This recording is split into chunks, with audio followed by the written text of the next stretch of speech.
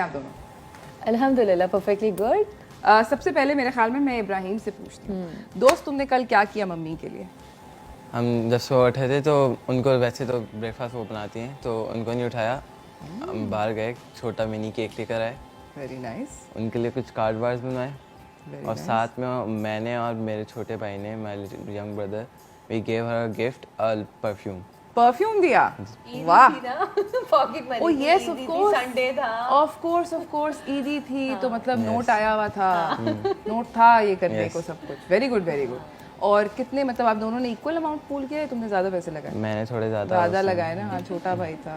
आई समझ सकती हूँ मैं आपका दुख। उनको तो आने के बाद बताया, फिर बोला कि तुमने भी देने हैं इसमें पैसे। अच्छा मुझे बताओ फेरा कि मदर्स डे जब बच्चे आपके लिए सेलिब्रेट करते हैं या कुछ छोटा सा भी करते हैं, अगर ये परफ्यूम ना भी देते तुम्हें सिर्फ केक और कार्ड मिल जाता भी होता है, हाँ, तो दिल ऐसे लगता है ना कि बाग हो गया। True, very true. और मेरे पास अभी जितने भी लोगों ने जब भी कार्ड्स बना के दिए हैं, स्पेशली छोटा वाला तो बहुत आर्टिस्टिक है, तो मेरे वार्डरोब के डोर पे लगे रहते हैं। एक तो मुझे बहुत अच्छा फील आ रहा होता है, सेकंड ये कि उनके लिए भी अप्रिसिएशन है कि दे आर डूइंग गुड, और एक बॉन्डिंग अच्छी रहती है। मुझे बहुत मतलब हालांकि कुछ भी नहीं है, लेकिन ये कि जब मैं थकी हारी देखती हूँ वार्डरोब पे, लगता है कि कुछ तो वापस मिल रहा है ना। अब मुझे ये बताएं कि आपके ख्याल में एक माँ की, आपकी जर्नी के अंदर, मैं आपकी जर्नी के बारे में पूछूं, आपके लिए सबसे बड़ा चैलेंज क्या था? रूज, मैं अपने बारे में बोलूँ तो मेरी शादी काफ़ी अर्ली हुई थी। Like I was doing my bachelors, उस दौरान शादी हो गई, और exact after papers I got pregnant ये थे। और विद हिज प्रेगनेंसी जो है, लाइक मैं प्रेगनेंसी के दौरान अपने यूनिवर्सिटी कॉलेज जाती थी, होम इकनॉमिक्स कॉलेज से मैंने किया। My teachers were so cooperative, तो उस दौरान जाना और थीसिस फिर आगा खान में हमने सबमिट करवाने होते थे, वो सारी चीज़ें की हैं। टीचर्स के कॉपरेशन के बगैर मेरे लिए पॉसिबल नहीं था। तो वो वाला टाइम जो है ना कि नहीं, मैंने अपनी एजुकेशन कंप्लीट करनी है, ये नहीं कि शादी हो गई तो मतलब मैं खिलाफ थी कि मेरी शादी जल्दी नहीं करे, लेकिन मदर नहीं थी, फादर वॉज स्केयर्ड कि खुदा ना खास्ता उनको कुछ हो जाए। तो ये वाला बहुत टफ था। और उसके बाद इन तमाम जद्दोजहद में he was premature, he born premature at 8.5 month and his weight was 1.5 kg, you won't believe. छोटा बेबी, बिल्कुल। एंड CNICU में थे ये, 2 दिन तक मुझे दिखाया नहीं गया था, एंड आई वाज लाइक कि तुम लोग सब लोग मुझसे झूठ बोल रहे हो, कुछ है ही नहीं ना। फिर उसके बाद जब इसको लाके दिया तो अच्छा, इससे पहले मेरे घर में मेरे नीसेस और नेफ्यूज़ वगैरह थे, और उनका जो था कि मैं खेलती बहुत थी, बहुत प्यार था, लेकिन वॉशरूम लेके जाना, रिस्पॉन्सिबिलिटीज़ वगैरह कुछ भी नहीं ना, छूती भी नहीं थी। कोई बोलता भी था नहीं मैंने नहीं करना, लेकिन जब ये मेरे हाथ में आया तो इसको लोग छूते हुए डरते थे उरूज, और मैंने किसी को हाथ नहीं लगाने देना होता था इसको। He was like skin and bones. इसका मसाज, इसका बात, सब कुछ, हालांकि दाई आया जो होती हैं उनको मेरी सास ने रखा था। मैंने कहा नहीं, मैं किसी को दे ही नहीं सकती इसको। And after 4 to 5 months everyone was shocked and happy कि उफेरा, मतलब इट्स अमेजिंग, चेंज हो गया। बच्चे प्रीमेच्योर में ख्याल से जल्दी हेल्प भी पकड़ते हैं, लेकिन अल्लाह ने बहुत बड़ा करम किया था। शुरू में तो सब लोग आपके ख्याल में आपका मदरहुड का सबसे बड़ा challenge was with Ibrahim? Exactly. बाकी सब हेल्दी थे, ऑन टाइम थे, प्रॉपर थे, और इसके बाद इसके टेम्परामेंट्स वगैरह भी, मतलब हर चीज़ में मुझे ये रहता था कि यार ये शायद प्रीमेच्योर था, लेकिन ही इज़ नॉर्मल ना। वो मेरे ख्याल से शुरू के 2-3 महीने ही होते, और बाकी जो दूसरे है वो बहुत नॉटी है, उसके टेम्परामेंट को कंट्रोल करना, उसकी हाइपर एक्टिवनेस को कंट्रोल करना, वो थोड़ा सा है चैलेंज। वो पूरी फैमिली के लिए, वो सिर्फ मेरे लिए नहीं।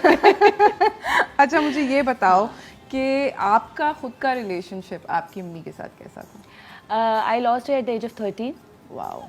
लेकिन actually when I was born तो उनको उनकी ट्रीटमेंट में कुछ रह गया था, कुछ इंजेक्ट गलत कर दिया गया था, तो उनको हार्ट प्रॉब्लम इशू हो गया था।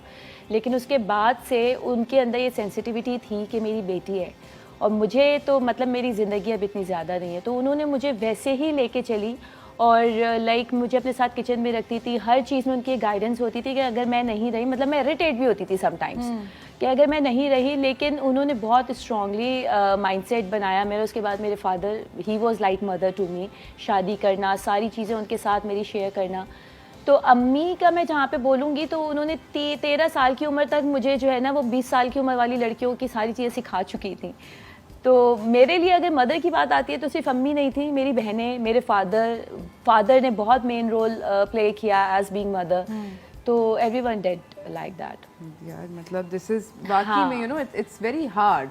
और मैं समझ स्पेशली मैं सकती हूँ। उरूज ये कहूँगी mother's day is very special day. हम सोशल मीडिया हम इतना एक्टिव है, देख रहे होते हैं तो बहुत समटाइम्स हर्ट भी कर रहा होता है, समटाइम्स अंदर से स्ट्रॉन्ग भी होता है कि यार वी डोंट हैव, मतलब ये कोई एक सेंसिटिव फीलिंग नहीं है, ये हमेशा की फीलिंग है। Every year I feel the same ना, सिंस माई चाइल्डहुड।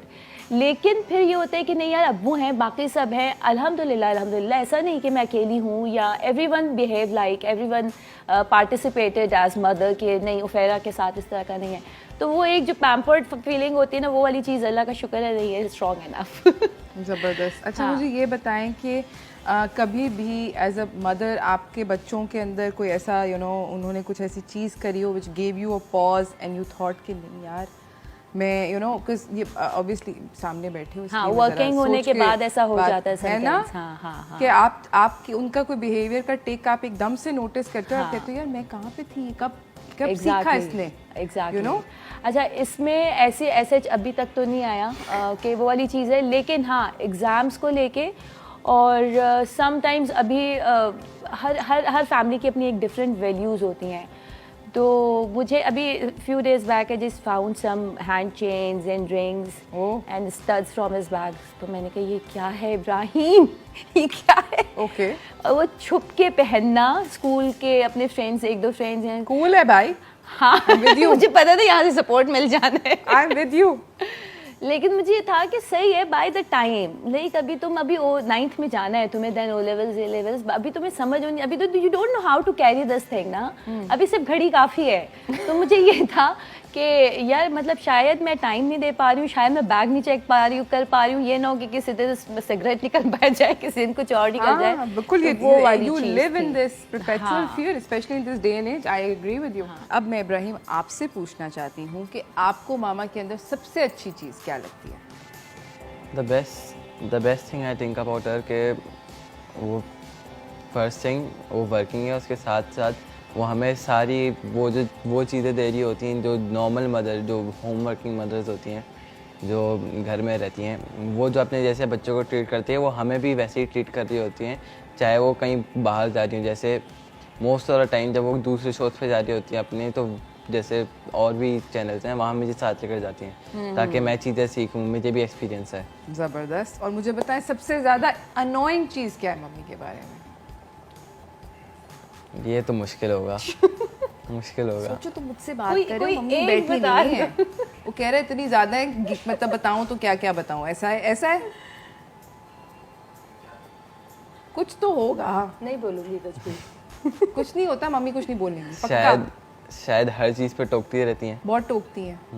हाँ ये तो बेटा ये तो इनबिल्ट आता है सारी मम मॉडल्स के अंदर, जितनी भी मॉडल्स है मम्मीज, ये मैन्युफैक्चरिंग फॉल्ट है, फैक्ट्री अच्छा, इस वाली एज में ये भी तो होता है ना मामा, आपको नहीं पता, ये तो आई हाँ। थिंक आपको नहीं पता, मतलब क्या हो गया है, इतने बड़े हो गए, तुम लोगों को बड़ा कर दिया, आपको नहीं पता। हाँ हमने बाल सफेद एवी फजूल में किए। ऐसे ही है Exactly. मतलब हमें तो पता ही नहीं हाँ, है, हम पता ही नहीं तो है। बेवकूफ़ हैं। मामा, और आपको नहीं खुदा ना पता। खास्ता अगर आपकी अम्मा आपसे बाय द वे पूछती हैं कभी अपने सेल फोन के अंदर फंसती हैं या कोई ईमेल टाइप करते हुए? ऐसा कभी कुछ नहीं होता। आपसे नहीं पकड़ आता? जरूर लेती है। अच्छा, ओह इंटरेस्टिंग। तो कभी ऐसा नहीं होता कि she doesn't ask you for technological help, she doesn't need it, but she does come to you for other things? What does she need help with? Home chores, home nothing chores. Else. What kind of home chores? क्या करवाती है? जैसे कपड़े machine में डाल लो, कपड़े machine से निकाल के जाके बाहर डाल दो तार पे, इस तरह के होम चोर्स। तार पे डाल दो, like he must be helping. That's really nice यार, ये तो बड़ी अच्छी बात है। मतलब मैं इब्राहिम अगर आप ये करते हो तो this is very good because you see your मम इज आपको चाय, शाम की चाय मैंने कहती हूँ तुम्हारे हाथ की पीनी है। Now he has started making. जबरदस्त। ये तो बहुत अच्छी बातें हैं Ibrahim, because that's in making sure कि you are growing up to be an independent young man. ज़बरदस्त है। अच्छा इब्राहिम जो है by the way beat box करते हैं, मैंने आप लोगों को बताया कि बीट बॉक्सर हैं, तो थोड़ा सा अगर आप हमें डेमो दे दें। हाँ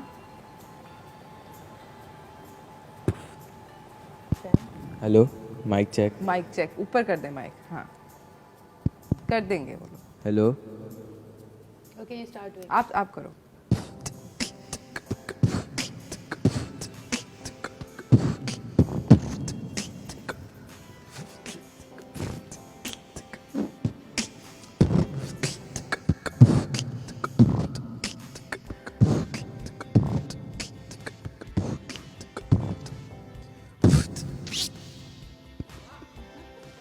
कैसा लगता है बीट बॉक्स करना? अच्छा, इसके बीट बॉक्सिंग का ये है कि समटाइम्स तो जैसे अभी चलो एंजॉय कर लिया, कोई गैदरिंग है कुछ उसमें, लेकिन अगर किचन में काम कर रही हूँ और he is drumming around me with the beat box में कहती स्टॉप डूइंग दिस इब्राहिम, मेरा सर फट रहा है।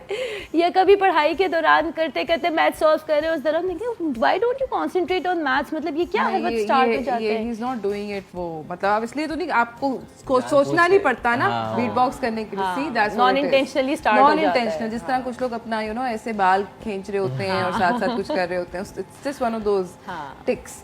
अच्छा, मुझे ये बताओ फेरा कि आपके ख्याल में सबसे ज़्यादा rewarding aspect of being a mother क्या है? सबसे ज़्यादा रिवॉर्डिंग एस्पेक्ट के बारे में मैं अगर बात करूँ तो when I C those ladies जो अभी तक मदर्स नहीं बन सकी है या कुछ इस तरह का, तो ब्लेसिंग्स हैं लाइफ में बहुत अच्छे। लाइक आप ये सोचते हैं कि हमारी life is full of blessings, के बच्चे हैं, फैमिली है, एवरीथिंग इज़ गोइंग गुड, सही है, अप्स एंड डाउन्स आते हैं। अब औलाद होना, उसकी परवरिश करना, आप ये सोचें there is no one in your life ना, फिर लाइफ क्या है, कुछ भी रही है।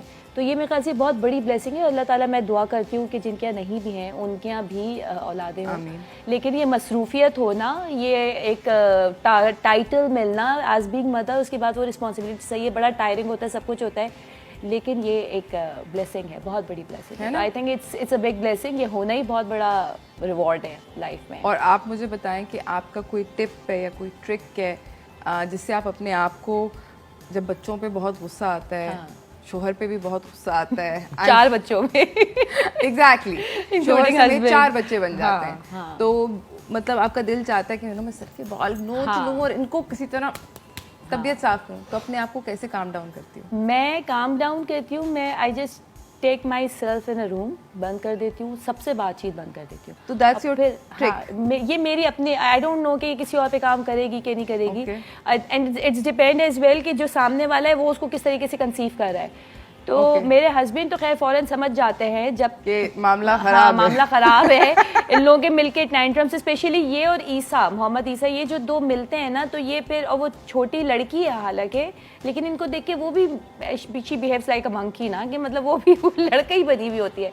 तो मुझे होता है बस अब situation is out of control, like he was, मैं बहुत लाउडली कहना चाहूँगी, प्राउडली तो नहीं कह सकती, वो स्पेल्ड इन उर्दू, तो मैंने कहा ये लिमिट हो गई है, ये आउट ऑफ लिमिट है, आई कैन नॉट। तो तुम कमरे में चली गई? नहीं, मैं उस वक्त नहीं, लाइक ये जो वो उस वक्त कमरे में नहीं गई, वो तो वाली एक डिफरेंट सीन था।